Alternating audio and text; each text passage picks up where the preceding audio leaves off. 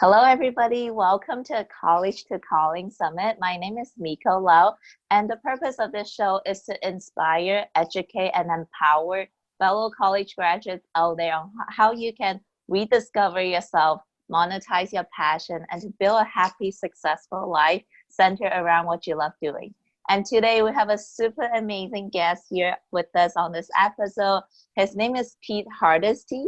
Pete is a dynamic speaker and a national best-selling author, and he currently lives in Washington, D.C., and he works for a nonprofit called Young Life in their college department. And he's the co-author of the Amazon #1 bestseller, Adulting 101, which gives young people like yourself the tools to succeed in the real world. And today I invited Pete to come on this episode because I know he has worked, as an international speaker, having spoken to over 100,000 young people all across the globe. And I know he has so much expertise and wisdom to share with us today. And I'm super excited to have Pete on here. Pete, how are you doing? Miko, thank you so much for having me. I'm doing great. Awesome. So let's jump straight into this interview. Why don't you take us back in time and tell us who Pete was when he was in his early 20s? Okay, we're jumping in the time capsule, going back now. If we were going to visit Pete in his mid 20s, I wouldn't be on the podcast, or I wouldn't be on our video call because I'd be late. Very, very late. I was late everywhere. I was so disorganized. I've always loved people, so I think I've made up for some of those deficiencies with my love, and I get along with just about anybody. But I was living in Virginia Beach right after college, close to the water, loving it. I met some guys who started surfing. I'm still not very good, but I would go out with them some. And I was still working for Young Life. I actually went with them right after college. So I'm one of the rare people that I've only worked for one organization the whole time. Wow. But I will say that has changed. The lateness and the disorganization has changed. It was never a gift. So I can tell the story later if you want me to, but there is hope for you if you're feeling a little bit out of control and running and going from place to place.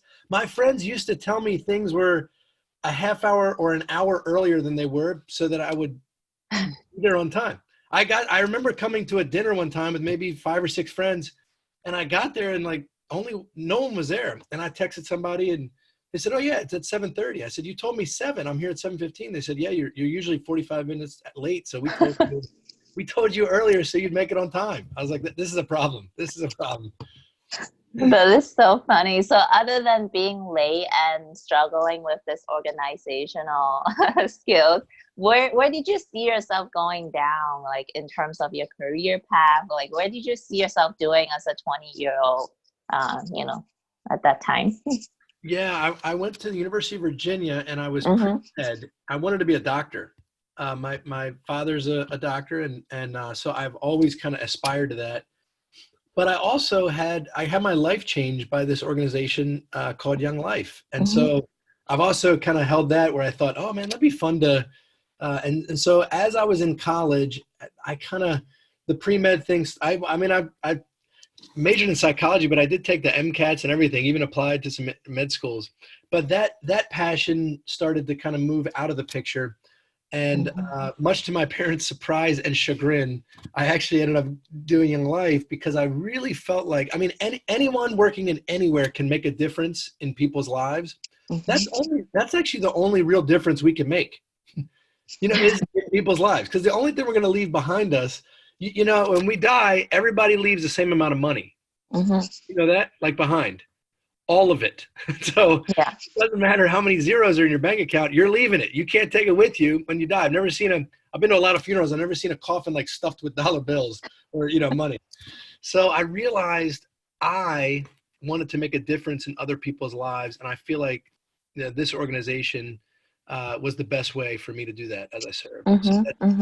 So I worked with high school for a while, maybe 15, 16 years, our high school and middle school portions of our program. And then the last 7 years I've worked with college. So tell us more about Young Life. I feel like a lot of our audience listening to right now probably has no idea what Young Life is about. So what is this organization and what do you do? Yeah, Young Life is an international nonprofit. We operate in about 102 countries. And basically, we want to help young people become who they were meant to be. It's a Christian organization, so we believe Mm-hmm. that what a person thinks about God is the most important thing about them. So we want to help them in their spiritual journey, come beside them. Basically, we have about 30 or 40,000 adult volunteer leaders, also in college, that come beside middle school, high school, and college people to help them in life and just walk beside them. And so I had a guy that did that with me in high school, and it changed my Mm-hmm. life. And so now we Wow. kind of want to go and do that as around the world. Oh, that's so powerful. Wow. I didn't know such an organization exists out there, but now I know. That's really Yeah. amazing work that you guys are doing. Oh, So, thank you. so how long have you been working on Young Life? And from your experience working with the young people like this, what were some of the biggest challenge that you personally see that young people go through, especially like fresh out of college?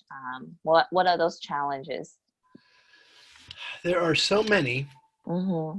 I think a couple of the big ones are, one, everything when you graduate college, or if you graduate high school and go work in the real world, you Yeah. know, so many things shift at once. Uh, if you're in college, you might have, 4 roommates, you might have 10 roommates, but all of a sudden, if you move to a different place, it's very rare for roommates to move together or houses. So you might not know anyone. You move to a new Mm-hmm. city, you start a new Mm-hmm. job.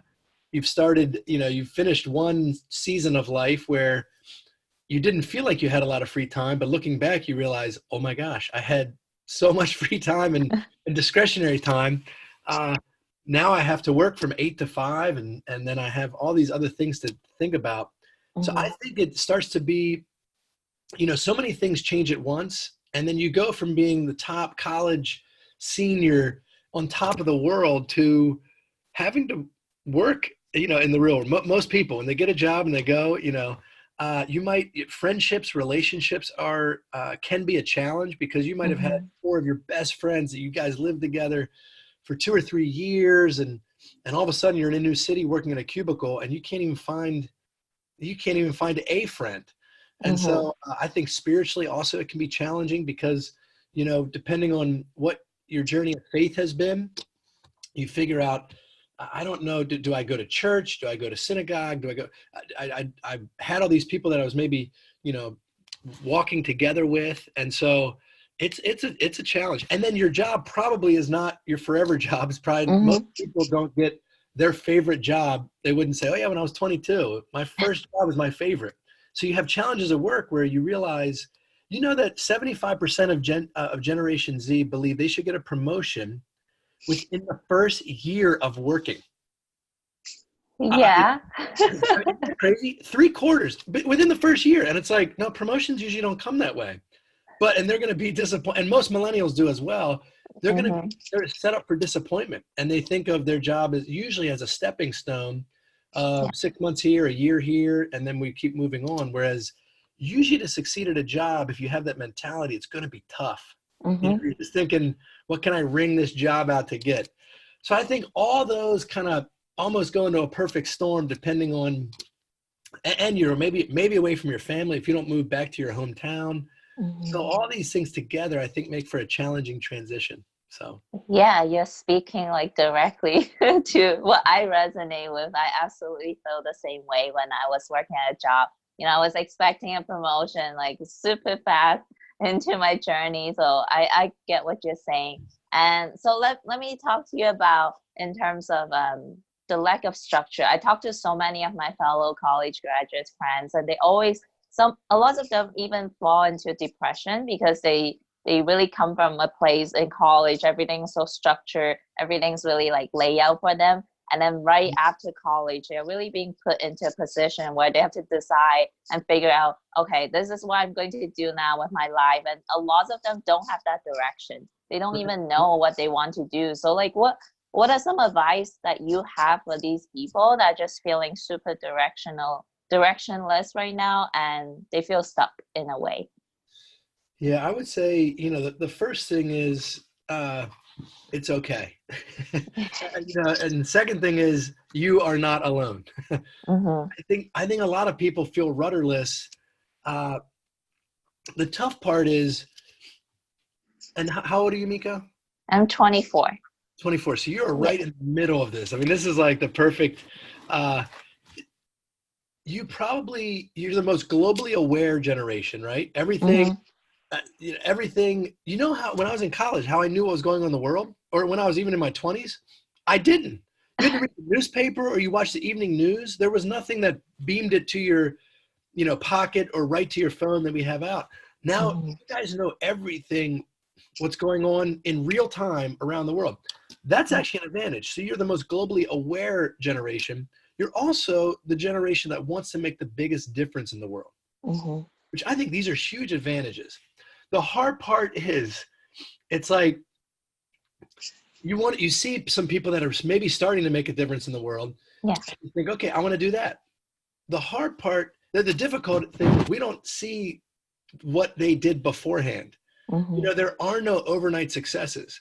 So some of them, when they're 37, might have had some tipping point where all of a sudden they have some organization or something happens to them where they are changing the world.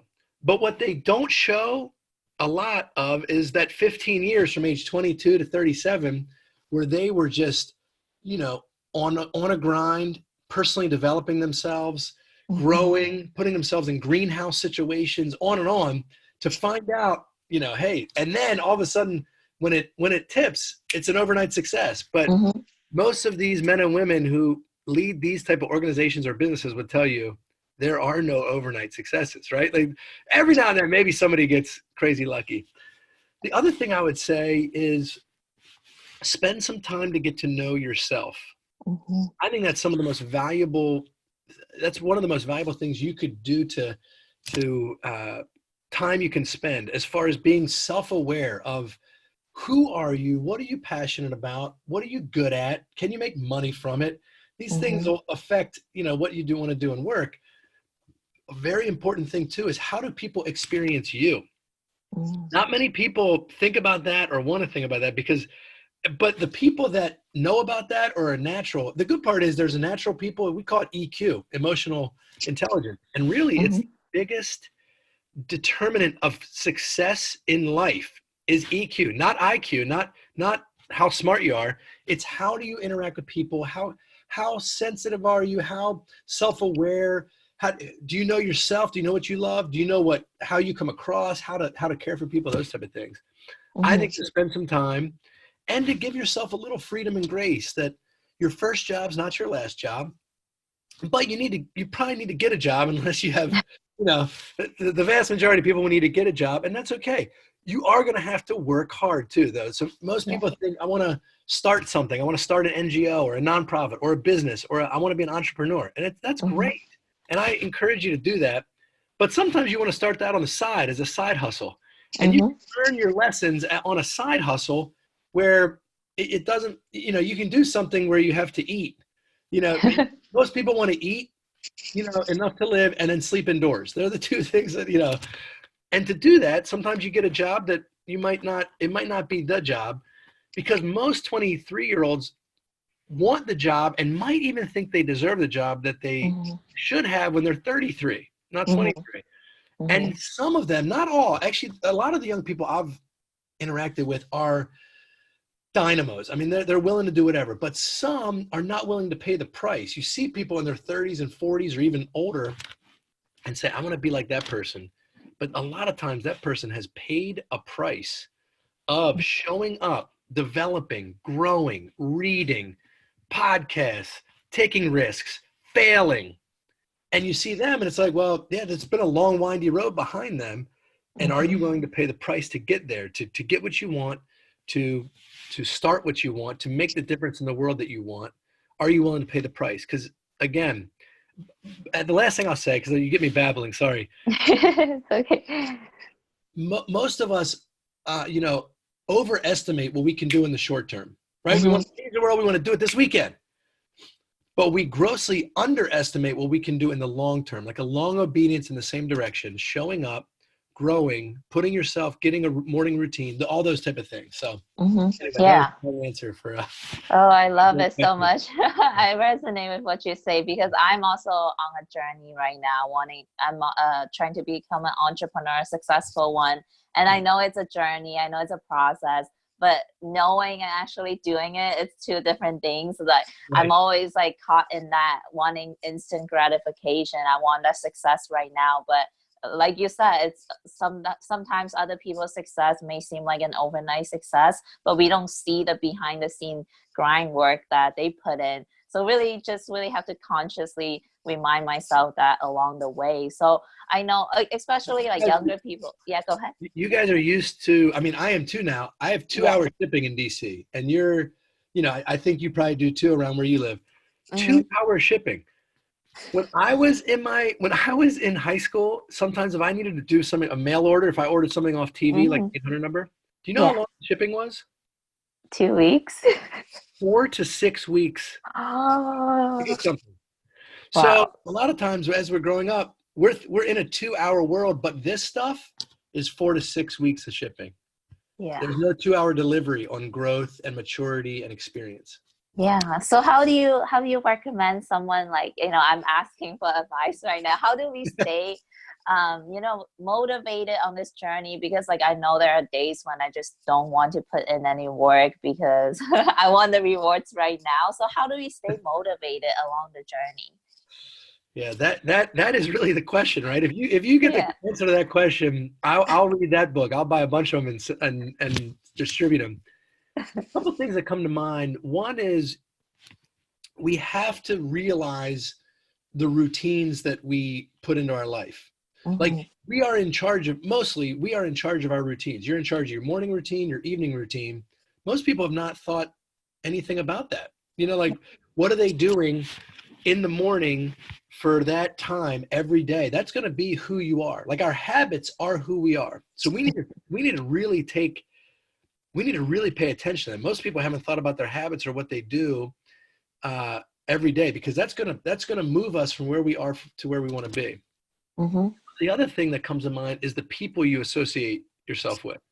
Yeah. We become like the 5 people we spend the most time with. So the question everybody needs to answer is, who are those 5 people for you? Because you should pay attention. Like, hey, you're gonna become like those people. So who is your inner circle, and choose them wisely and carefully. And then I think too, it's okay to ask some people for help, along the way. Like it's okay to say, hey, I'm struggling with this, or I don't know what's going on here. Can you help me? Or I'm really unmotivated today, or, those type of things. So.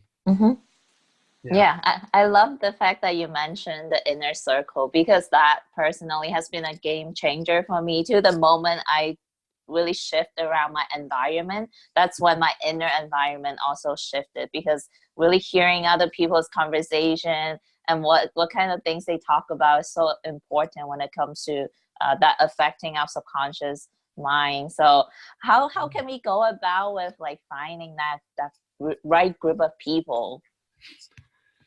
Yeah, that's a good question. I mean, I think because of my Christian faith, I'd say the first thing I would do is pray. Yeah. We can pray. We can honestly pray for the right mentors, the right, the right people in our life. And then also I think we have to have eyes to look. And the question I ask people is, who do you want to be like? And then get around some of those people. Ask them. Don't be afraid to ask, for help. Or I wouldn't ask like for a mentoring relationship of, hey, would you mentor me for the next year and a half? It's, can I take you to, coffee or a meal, and I have these 2 specific questions. Can I have a half hour of your time? And then when you have, maybe you ask that again and again. But I think we need a constellation of mentors, not just everybody's imperfect. Everybody's normal until you get to know them. Everybody's got problems. So we don't want to put all our eggs in one basket. We have something to give everyone in the world, and we have something to learn from everyone in the world. So I think you don't just want that one person. We're always searching for this one person, and then that's hard to do. I think want a constellation of mentors because you can become more well-rounded. So I think it's just cultivating basically a direction of growth. We want to grow yourself, and you got to stretch to grow. You got to put yourself into some, uncertain, uncomfortable circumstances sometimes, and take risks. You're never going to grow without risk, right? Yeah. But I think it's really powerful what you said about first knowing who you want to be first, because without having that clarity, it's really hard to even see when there are potential mentors right in front of us, and having that open-minded and awareness to see it when opportunities come through. So how can we get an idea of like, who do we want to become? Because that's one thing that I see a lot of people struggle with, is because they live their whole entire lifetime based on what other people want for them, like their parents, their teachers, what society wants for them to do. So how can someone start to get more clarity on really figuring out who they want to become? Yeah, that's a good question. I mean, for me, it's thinking about the end of my life. One of Stephen Covey's principles is begin with the end result in mind. And so it's kind of like, all right, what do we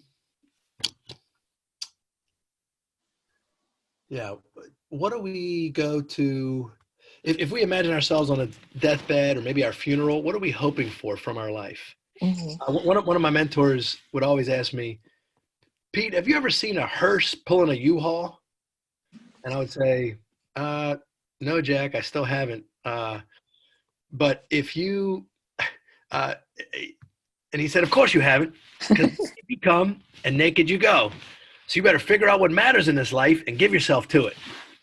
And so I'm always thinking, oh my gosh, okay. I think it's good to begin with the end result in mind. What do we want to have accomplished? What do we want to have done? And then think, okay, let's put some stuff in my life so I'm moving that direction. And part of that will be your career, but it'll be much bigger than your career or the work you do. Okay. Yeah. And I feel like a lot of times people figured it out along the way. It's like you don't really know until something pops up and you get some clarity. And the more that you pay attention to that, it's a relationship that you just kind of strengthen that clarity along the way. Okay. So I know on your website, PeteKnowWeDo.com, that you mentioned how like you believe that there's a greatness inside all of us that's just really buried inside, that it's our job to unleash that. And I also agree with that 100%. So, I guess how can we get in tune with that greatness? Like what is our special gift? Like lots of us, I do know like we all have a unique gift inside of us, but a lot of times we just have no idea. Like how can we get a better picture of what that special gift is? Yeah, this is another one of those $1 million questions. I do believe everyone has a divine spark. Everyone has that. There's something inside everyone that they were kind of sometimes born to do. Yeah. But I do believe that, Miko, your generation was sold a little bit of a lie. Like you're kind of told you can do anything. If you can dream it, you can do it, and it's like we see American Idol, and I always think of American Idol as the picture of this, because there's people that go on American Idol and they say, oh yeah, my mom told me I'm such a good singer, and they're not. They're terrible. And so I think there's if you think of like circles of what do I love, there's a passion. You're trying to figure out, okay, there's certain things I do that don't feel like work, and then I feel like I could do them all day, and then I'm energized afterwards. Or even if I'm physically tired, emotionally or spiritually, I am so full. There's that circle. Like, what are you passionate about? And then, are you good at it? Because you might be excited about it, you might love it, but you might be terrible at it. And so that, there's that circle too. But are you good at it? And then the third circle is, can you make money with it? Can you make money by doing it? If that answer is no, it'll only ever be a hobby or a volunteer thing. It can't ever be your career, because most people, again, like to eat and sleep indoors. They like to, you have to make money when you work at your career. But where those three circles, and I'm stealing this from someone. I can't remember what this, the triad is called. What book?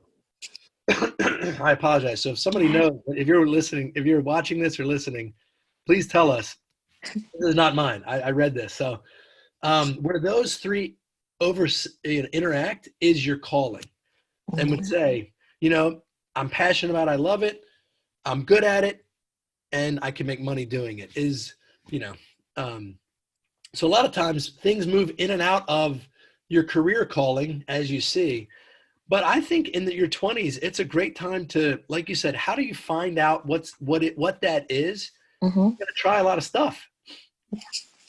Yeah. You have to like volunteer some places, go shadow somebody in a career you think, if you're ever thinking about making a career switch, go shadow somebody, take a vacation day or half a day and go shadow somebody in that you respect or you think is good. You got to find out, but you got to kind of shoot a lot of, you got to put a lot of flags up to see which one, where the wind is blowing. Yeah, and I think it's really important at our age now is to just be willing to take risk, because like now is the best time to do it. If we don't do it now, if we get older, there's more responsibilities to be like on our shoulders that we got to think about. So being open-minded is important. And I love what you mentioned at the beginning of this interview, to just like take it easy, like know that it's okay. And when we go with that mentality, like it's no good for anybody if we're stressed out and anxious about trying to get that one thing correct. So it's good to have that have fun mentality. So Pete, I want to know about your journey more. So like when you transitioned from doing pre-med, how did you, I know you mentioned Young Life had a huge impact in your life. So like, was it a challenge for you to make that transition? Like, were there people in your life who were telling you like, Pete, what are you doing? They were not in agreement with your decision. How did you overcome those naysayers per se?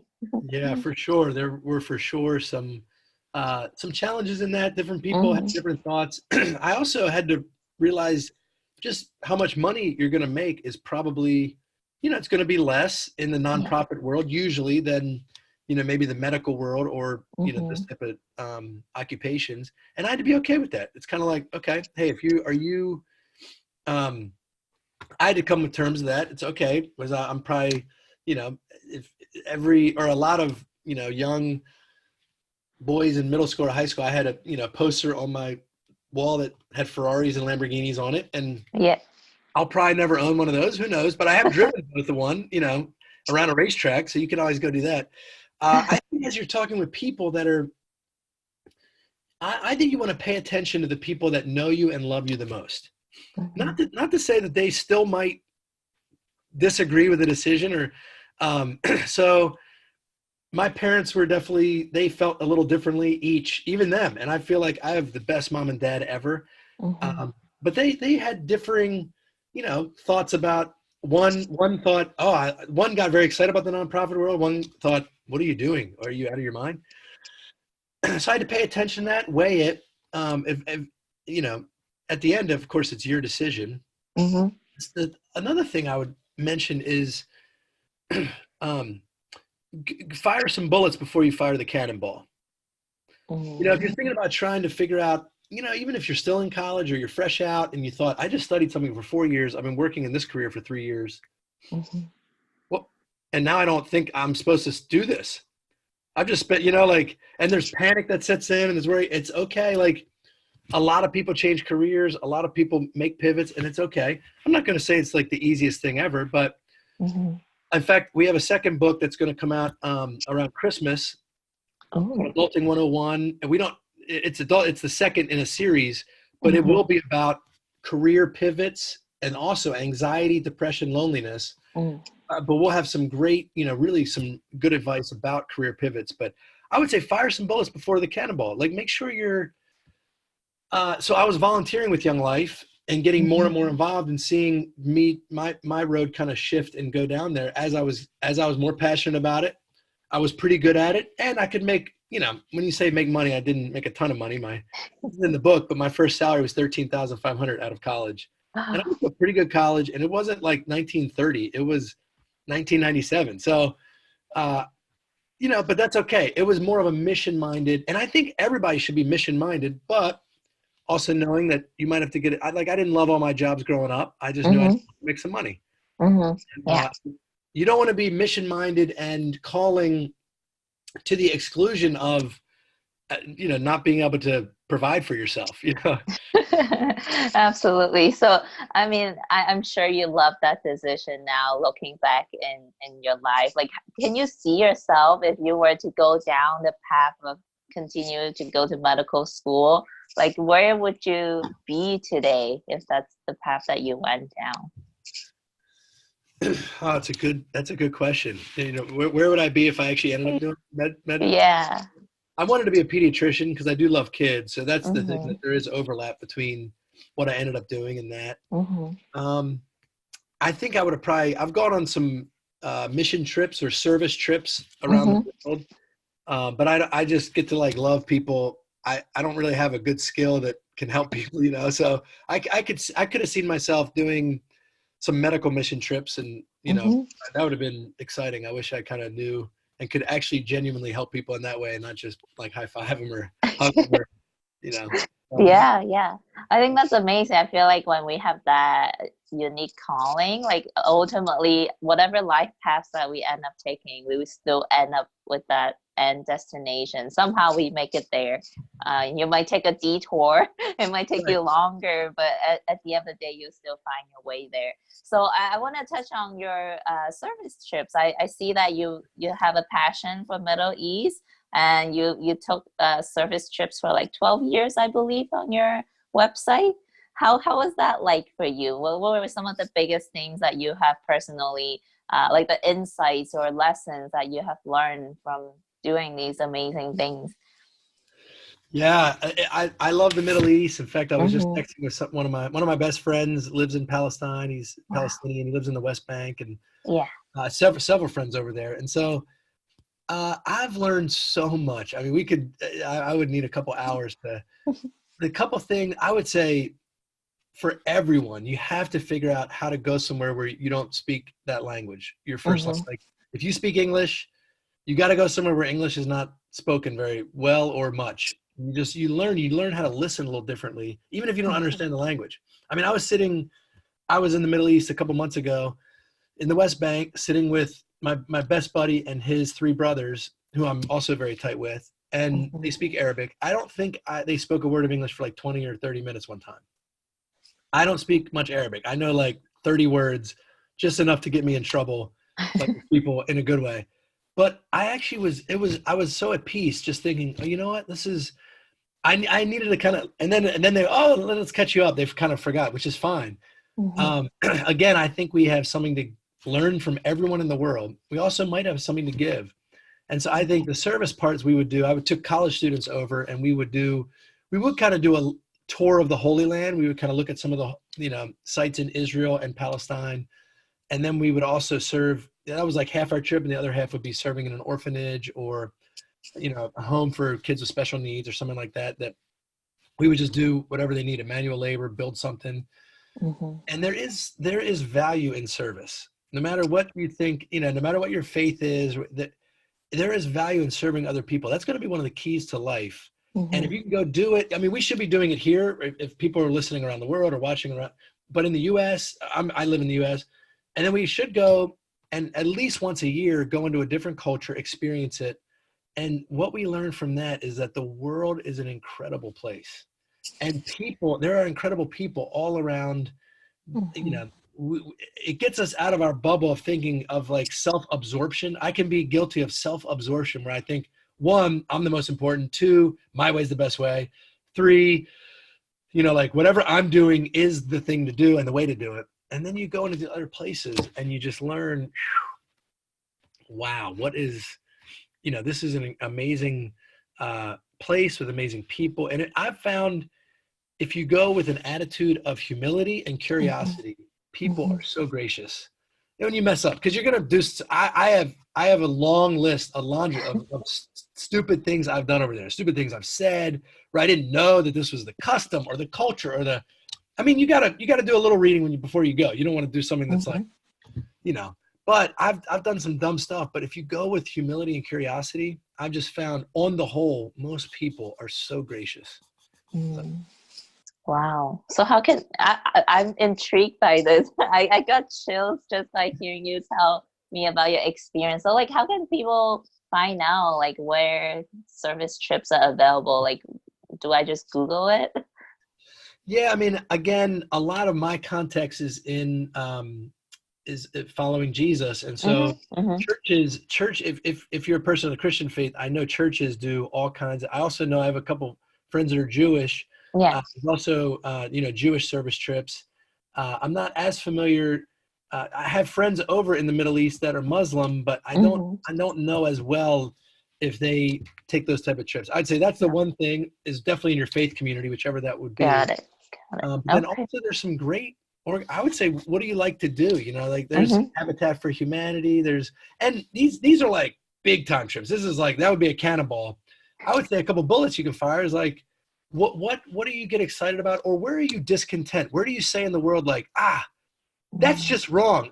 Okay, well, do something about it. Like maybe, you're looking at someone, in my town, why are these people, why do they not have homes? Okay, well, maybe once a month you're supposed to go down to the homeless shelter, or not once a month, just once.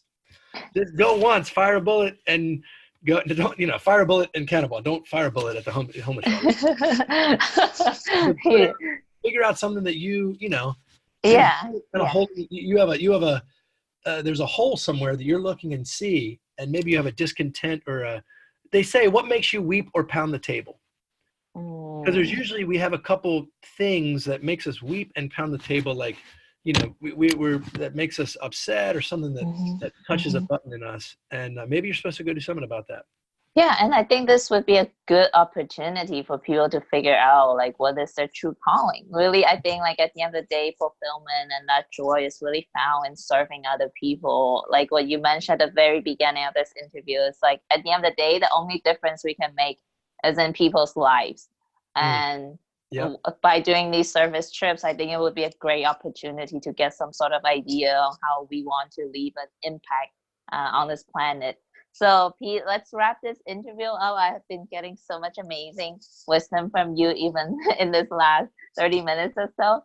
I asked all my experts on this series this one question. So what would you say to yourself, knowing what you know now, back to when you were in your 20s? What would you say to yourself?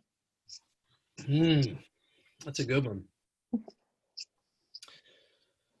One, it's going to be okay. Millions and millions and millions of people have gone before you and wrestled through some of the same things, or in the same season of life. Two, invest in people. Give your time to people, not things or money or stuff. You can't take any of it with you. Invest in people and relationships. And then I would also say, pay attention to your morning routine and your habits. That is going to be, what makes you a different person in 5 years is going to be the people you interact with, and then the habits you put in your life. What are you reading? What are you watching? And then the last thing, because it was right on the front end. If I was 22 and we're like 22-year-olds now, it's what you have to figure out, what role is this going to play in your life, and fast from it sometimes, like turn it off, put it away. We're just realizing the technology and the effect it has. But you have to pay attention to what role that plays if you're 23, because it'll whatever role you allow that to play, it'll determine what you look like and who you are at 33. Oh, that's so good. Yeah, I'm guilty of that. The smartphone can be super addicting. Yeah, it's definitely. And it's all about the building blocks, the small habits that really build up who you're going to be 10 years from now. So that's so powerful, Pete. Thank you so much. I really appreciate the time that you've taken to come on here today to share your wisdom and your experiences with our audience. So I know that our audience would love to continue to learn from you. So can you tell us where they can continue to find you online? You have a website, Instagram, things like that. Yeah, for sure. All my handles are just at Pete Hardesty. So that's at PeteHardesty. There's also, if you there's a speaking website at www.petehardesty.com with a little like video, and you can check stuff out. And then I blog at www.noredos, you mentioned that.com, NOREDOS.com. And this is our book. I have a little thing. Adulting 101. Awesome. Yeah, it's on Amazon, so make sure you guys go check it out. And I'm so excited for your new book coming out this year, right? Around Christmas time? We hope, yep. Awesome. Yeah, so we'll definitely keep an eye out on for that. And also, I know Pete has prepared a free gift for our audience today, and that will go into the same email that this interview will be sent out. So make sure you go check that out. And thank you everyone for tuning in today to this interview, and make sure you come back to listen to the next one, where we'll talk more about how you can build a successful, happy life centered around your passion. All right, I'll see you guys next time. Thanks, Thank Mika. you. Okay.